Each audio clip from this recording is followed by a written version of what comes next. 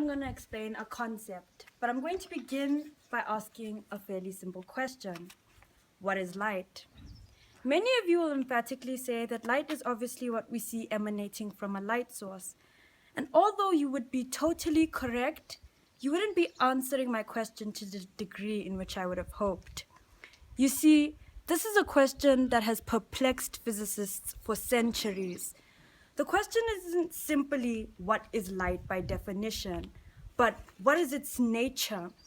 And by understanding this, we will not only have decoded the fundamentals of the nature of light, but of our very reality. During the 17th and 18th century, light was thought to be made of tiny particles known as corpuscles. However, due to the findings of English physicist Thomas Young, the corpuscular theory of light, which was introduced by Newton, was soon done away with. You see, in 1801, Young's findings not only gave us a way to describe the nature of light, but also of our very reality. This became known as quantum mechanics and gave us a new way of describing our reality at subatomic levels. Young's experiment displayed an interesting feature of not only light, but of everything we see. The experiment became known as the double-slit experiment, and it's quite simple. Let's say we were able to isolate a particle, such as an electron. We would also need a cardboard with two slits cut out of it, like this, and a plain surface in which to observe the outcome on the other side. If we fired an electron through one of these slits, we would expect a fairly simple result on the other side. Depending on how many electrons we throw through the slits and which one we throw it through, we would expect a pattern to form behind the slits. However, this isn't what Young observed. What Young observed can be identified by any physicist, even in his or her sleep, as an interference pattern. However, the strange thing is, an interference pattern is caused by a wave, and an electron is clearly a particle. How then did a single particle form an interference pattern?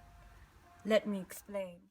At subatomic levels, electrons and other fundamental particles like it behave quite strangely. An electron can be found at more than one position at a time.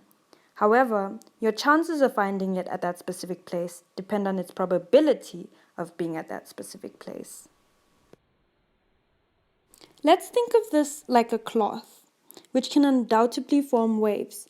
The parts where the peaks are higher displays a higher probability of finding an electron at a specific place. The places where it is lower displays a lower probability, and where there is no peak at all is where you're not going to find an electron. These are known as probability waves, and they display the probabilistic nature, which is an underlying factor of quantum mechanics. Think of these waves as water waves. When you hit the surface of water, you expect ripples to form that propagate outwards. If you cause another wave to form nearby, you form an interference pattern. That's exactly what takes place in the double slit experiment.